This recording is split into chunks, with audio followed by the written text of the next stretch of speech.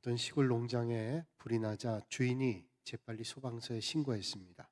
잠시 후에 낡고 허름한 소방차가 급하게 달려오더니 그 불구덩이 속으로 들어가는 겁니다. 그리고 그 소방차에서 소방관이 뛰쳐나오더니 정신없이 불을 진화합니다. 정말로 잠깐의 순간에 활활 타던 농장에 불을 진화를 했습니다. 그 진화하는 모습을 보고 주인이 감동이 돼서 자기에게 있었던 500달러를 내놓았습니다. 너무 마음에 감동을 받았어요. 어떻게 저렇게 불을 두려워하지 않고 생명을 두려워하지 않고 그렇게 진화를 했는지. 지역신문의 기자가 취재하러 왔다가 그도 감동받았습니다. 소방관에게 인터뷰를 했습니다. 정말로 용감합니다. 소방관 참 용감하고 귀한이라는 거 알지만 너무 용감합니다. 어떻게 이렇게 불을 두려워하지 않고 생명의 두려움도 없이 그렇게 진화했는지 모르겠어요. 주인도 감동해서 500달러를 내놨는데 그 돈을 가지고 뭘 하시겠습니까? 라고 물었습니다. 그러자 소방관이 지체하지 않고 이렇게 말했습니다. 먼저 이 낡아 빠진 소방차의 브레이크부터 고치겠습니다. 라고 얘기했다는 거예요. 어쩔 수 없는 상황이 그를 불구덩이로 몰아간 거죠. 그래서 불을 진화했습니다. 아프리카의 선교의 성자라고 하는 리빙스턴이라고 하는 사람이 밀림에서 원주민들 향해 복음을 전하다가 눈앞에 사자를 만났습니다.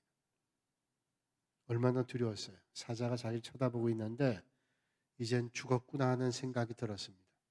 그리고 마지막으로 하나님께 기도하고 가야 되겠다 하고 무릎을 꿇고 기도를 했습니다.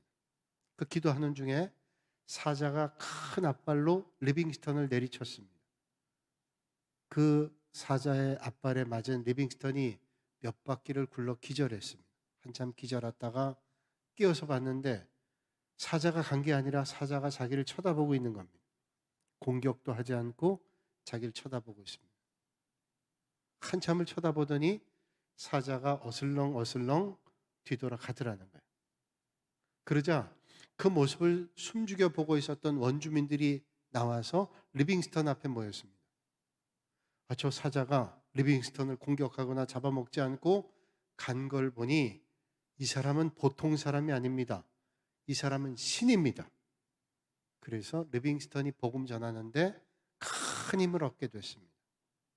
리빙스턴이 전하는 복음이 능력 있게 됐죠. 생각해 보면 엄청난 사건이 기적이 되고 기적이 복음을 전하는 문을 열어줄 줄 누가 알았겠습니까? 하나님은 오늘도 악을 통해서 선으로 바꾸시는 놀라우신 하나님이신 것을 믿으시길 바랍니다. 오늘 본문 말씀 사무엘상 26장 전에 있는 사무엘상 18장 말씀을 보면 사울이 다윗을 죽이기 위해서 창을 2번 던집니다. 그러나 하나님은 사울을 떠나시고 다윗과 함께 하심으로 그 던진 창을 다 비껴 벗어나게 됐습니다. 성경 말씀 보면 사울은 다윗을 죽이기 위해서 부단히 다윗을 추격했습니다. 그러나 사울은 다윗을 미워했으나 죽일 수가 없었지만 다윗은 사울을 죽일 수 있는 절호의 기회가 있었지만 사울을 죽이지 않았습니다. 오히려 충분히 사울을 죽일 수 있는 기회가 있었음에도 다윗은 죽이지 않았습니다. 다윗이 엔게디 황무지 한 굴 속에 피신해 있을 때였습니다. 그것까지 다윗을 추격했던 사울이 때마침 용변이 급해서 주변에 둘러보니까 굴이 많은 거예요. 굴 하나에 들어갔습니다. 용변 보러 갈 때 신하들 뒤로 물리죠. 그래서 너희들은 여기 있으라. 그리고 혼자 굴에 들어섰습니다. 그런데 하필이면 그 수백 수천 개의 굴 둘러보면 온통 굴인데 그 굴 속에 다윗과 다윗의 일행이 있었습니다. 밝은 곳에서 캄캄한 곳으로 들어가면 하나도 보이지 않기 때문에 벽에 숨어있던 다윗의 모습이 보이지 않았을 거예요. 그러나 다윗과 일행은 사울을 자세히 볼 수 있었습니다. 얼마나 절호의 기회입니까? 다윗의 부하들이 귓속말로 다윗에게 가만히 말했습니다. 지금이 하나님께서 기회를 주신 것 같습니다. 사울을 죽일 수 있는 기회가 바로 이때입니다. 그러니 빨리 사울의 머리를 내리치십시오. 그러나 다윗은 사울을 죽이긴커녕 사울의 겉 옷자락만 가만히 뵙니다. 사울의 머리 대신 옷자락을 뱉습니다. 우리는 여기서 질문 하나가 떠오릅니다. 우리에게 주어진 기회는 모든 것을 허용하고 있는가? 기회가 되면 우리는 어떤 것이라도 할 수 있는가? 라고 하는 질문이 떠오릅니다. 어떤 좋은 기회가 주어진다 할지라도 믿음의 사람들은 그 기회를 하나님의 말씀과 상관없이 마음대로 사용해서는 안 된다는 사실을 우리는 알아야 돼요. 이게 기회니까, 이 기회를 놓치면 안 되니까 아니라는 거예요. 어떤 기회가 주어져도 하나님의 말씀 안에서 판단하고 생각해야 된다는 거죠. 세상 사람들은 지금이 기회다, 이 기회를 놓치면 안 된다, 이 기회를 봐라, 이 기회가 나를 허용하는 거 아니냐, 그 기회를 잡아라라고 할 거예요. 그러나 이것은 세상의 생각이요 세상의 방법입니다. 어떤 나라에 달리기를 잘하는 공주가 있었습니다. 그 나라의 왕은 공주보다 잘 달리는 청년을 자기의 사위로 삼고 자기의 공주를 아내로 맡게 하겠다고 하고, 만약에 달리기 경주에서 실패하면 그 사람은 목숨을 잃을 것이라고 선포했습니다.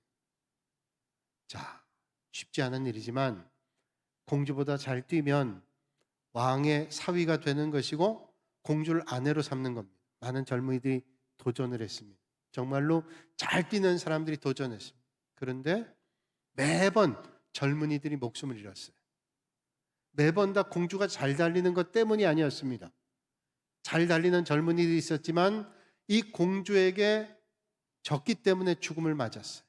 도대체 그러면 왜 공주보다 잘 달리질 못해서 훨씬 잘 뛰는 젊은이도 있었는데 이기질 못했을까요? 그것은 공주에게 유혹하는 황금사가 3개가 있기 때문에.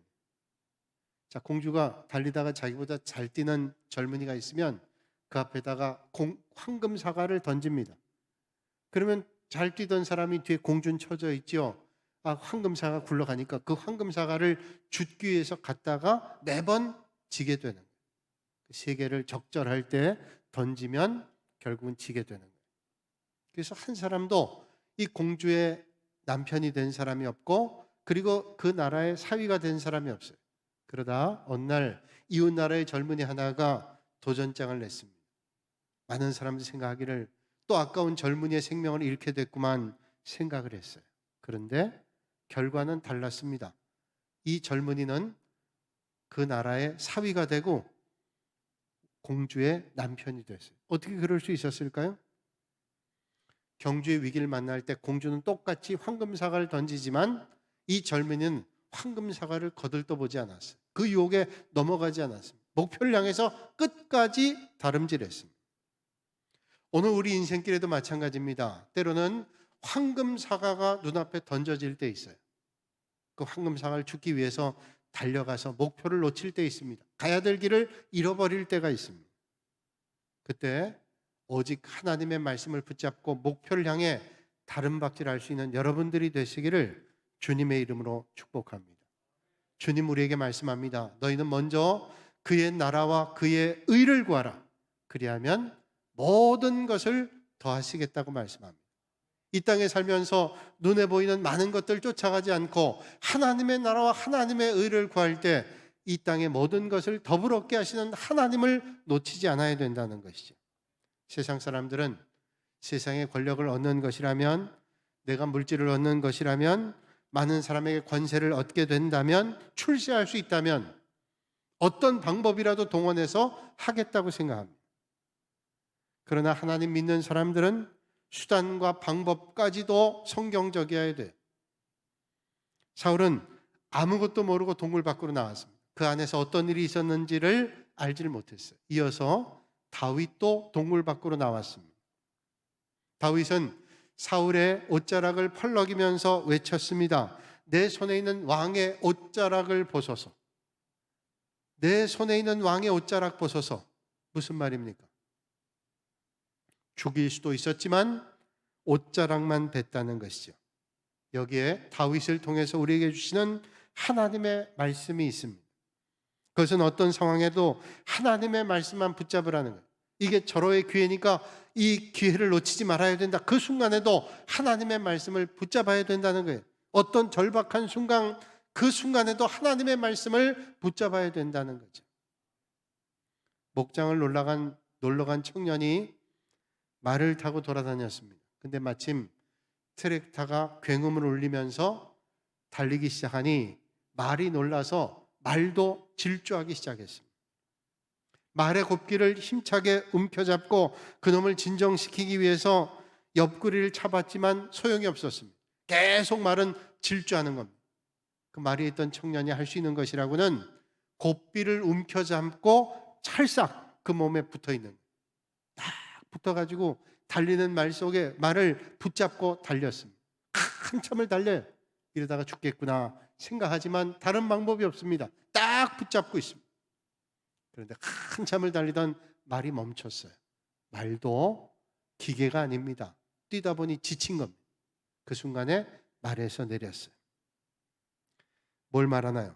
만약 우리 인생에 험난한 길을 건넌다면, 예기치 못한 일을 만난다면 우리는 곱비를 놓치지 말아야 돼요. 하나님의 말씀이라는 곱비, 하나님의 은혜라는 곱비 놓치지 말아야 됩니다. 모든 순간 하나님의 말씀대로, 믿음대로 행하라고 말씀하고 있습니다. 다윗은 문제를 만날 때마다 하나님 바라봤습니다. 위기를 만날 때, 문제를 만날 때 하나님 앞으로 나갔습니다. 그 문제를 가지고 하나님 앞에 나갔습니다. 하나님의 대답을 기다리면서 하나님의 뜻대로, 하나님의 방법대로, 하나님이 원하시는 대로 그는 행하고 하나님의 역사를 기대했습니다. 오늘 우리도 이런 믿음의 사람들이 되시길 바랍니다. 그러므로 믿음의 사람은, 믿음으로 행하는 사람은 하나님의 때를 기다릴 줄 아는 사람입니다. 인도에 파송받았던 어떤 선교사님의 말씀입니다. 이 선교사님은 선교지에서 선교하던 중에 밀림 속에서 커다란 뱀을 만났습니다. 아나콘다라는 뱀이 있죠. 얼마나 큰지.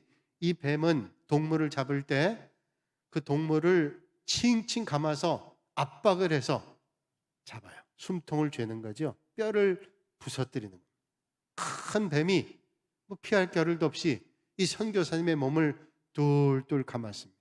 큰일 났습니다. 절박한, 정말로 절체절명의 위기 가운데 있었습니다.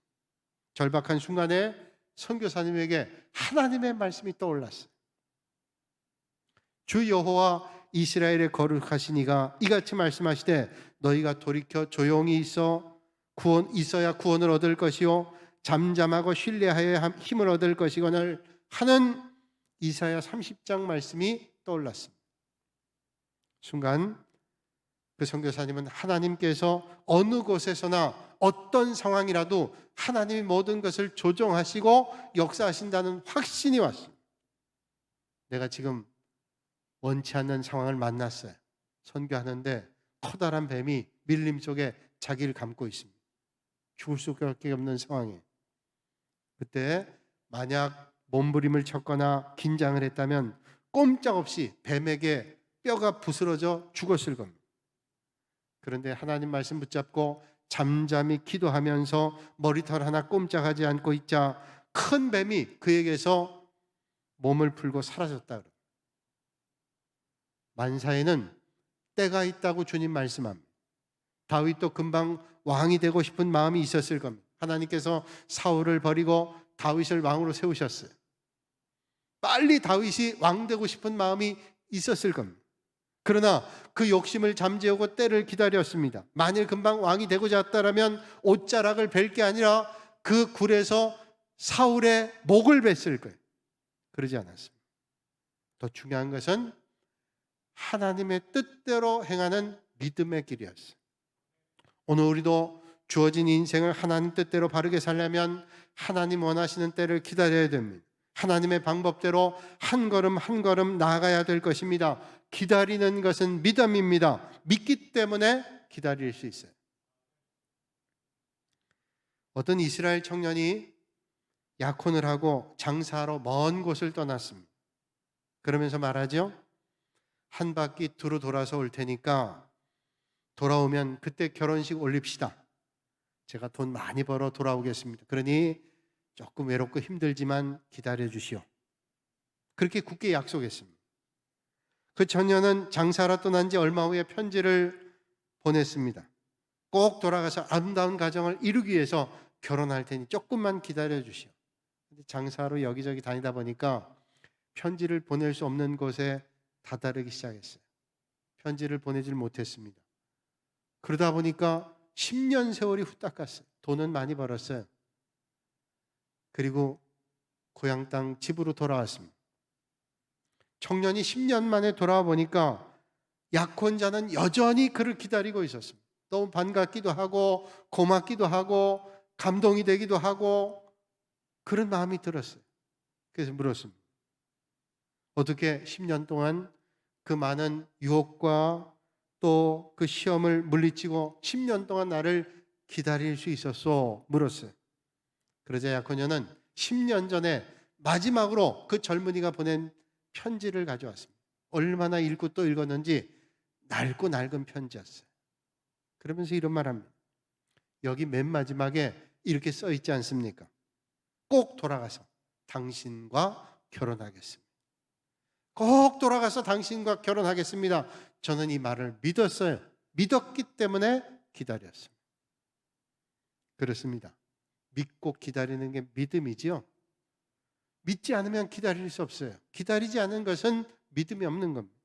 주님 말씀합니다. 여호와 앞에 잠잠하고 참고 기다리라. 자기 길이 형통하며 악한 꾀를 이루는 자 때문에 불평하지 말지어다. 우리에게 주신 하나님의 말씀이에요. 성전 건축할 때 보니까 다 때가 있습니다. 못을 박을 때가 있고 페인트를 칠할 때가 있고 벽돌을 쌓아 올릴 때가 있고 공사를 시작할 때가 있고 마무리할 때가 있었습니다. 아무리 급하다 할지라도 콘크리트를 마르기 전에 페인트 칠할 수 없습니다.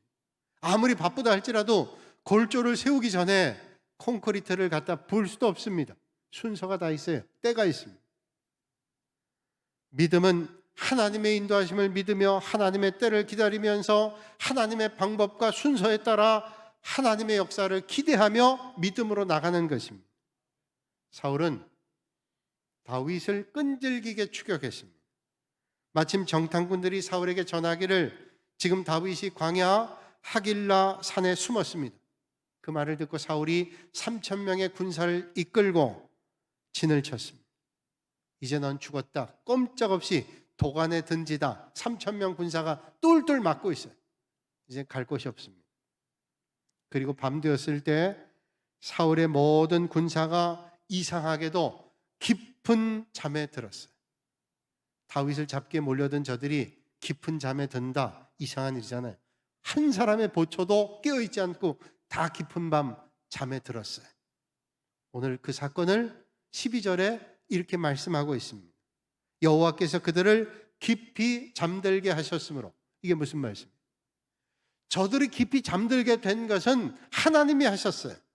이 말씀은 하나님께서 사울의 군사들을 깊은 잠 가운데로 빠뜨렸다고 하는 것입니다. 이것은 어떤 면으로 볼 때는 다윗에게 준 두 번째 기회라고 생각할 수 있을 거예요. 다윗은 자기의 참모인 아비새를 데리고 사울의 막사로 달려갔습니다.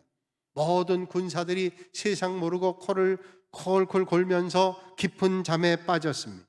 사울도 마찬가지입니다. 그때 다윗의 참모 아비새가 조용하게 다윗에게 말합니다. 하나님이 오늘 당신의 원수를 당신 손에 넘기셨나이다. 그러므로 청하오니 내가 창으로 그를 찔러서 단번에 땅에 꽂게 하소서. 내가 그를 두 번 찌를 것이 없나이다. 두 번 찌를 것도 없습니다. 저 널브러져 자고 있는 사울, 내가 창 한 번이면 단박에 절명하게 할 수 있습니다. 이런 말이죠. 그런데 다윗이 어떻게 합니까? 다윗이 아비새에게 말하죠. 죽이지 말라. 누구든지 손을 들어 여호와의 기름 부음 받은 자를 치면 죄가 없겠느냐. 하나님께서 기름 부음 받은 자를 죽일 수 없다는.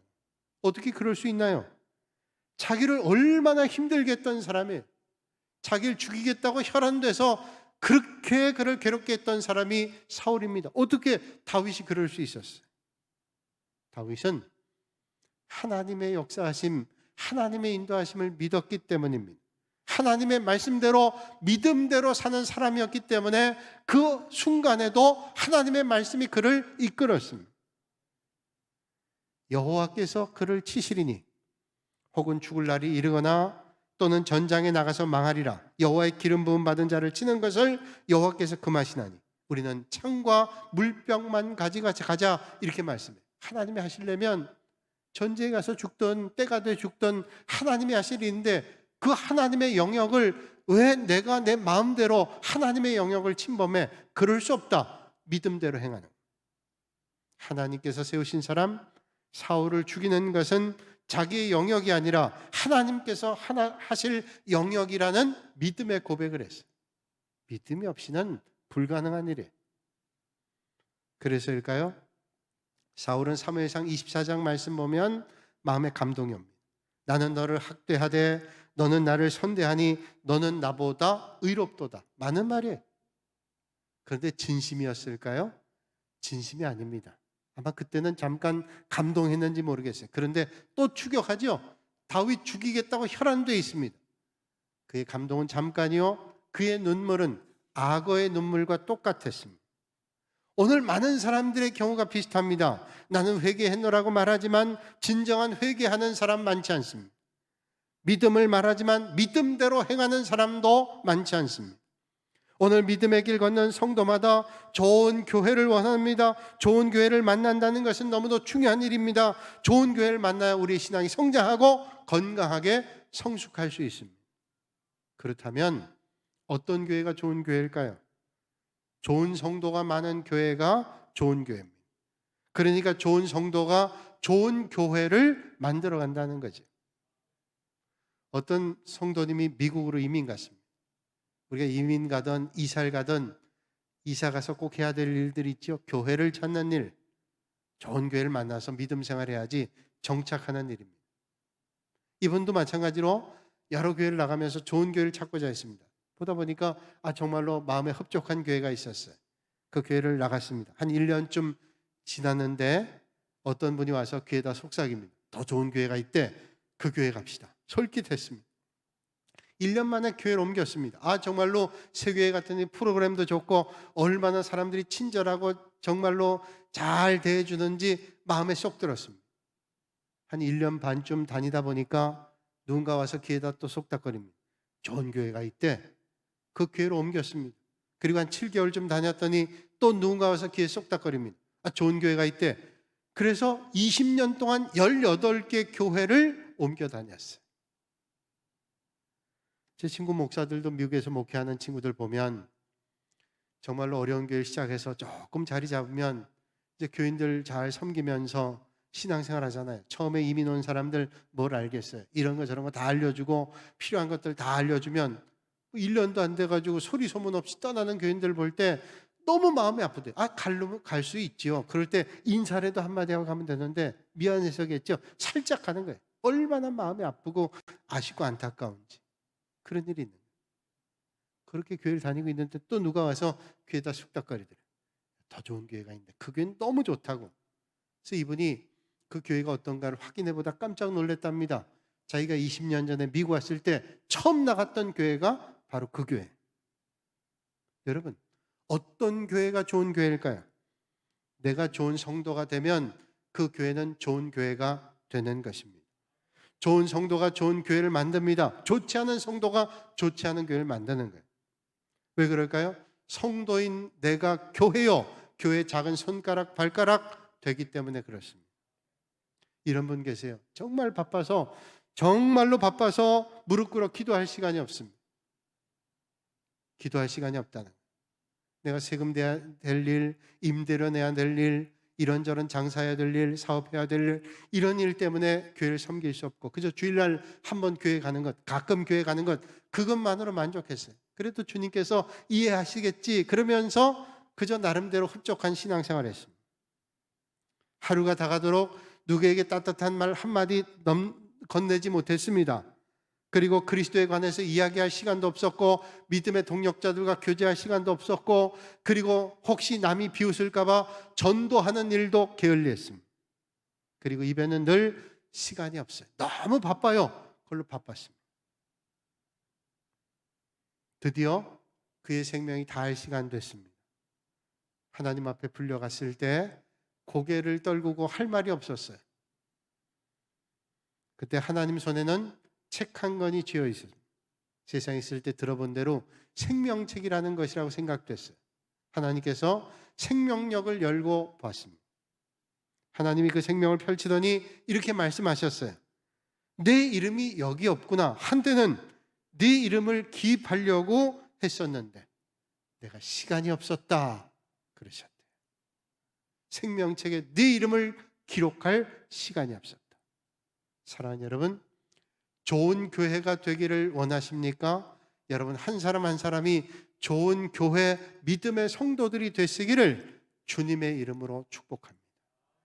내가 사울 같은 성도 되지 않고 다윗 같은 성도가 될 때, 믿음대로 행할 때 주님 몸된 교회가 든든하고 견고하게 서게 되는 줄로 믿으시길 바랍니다.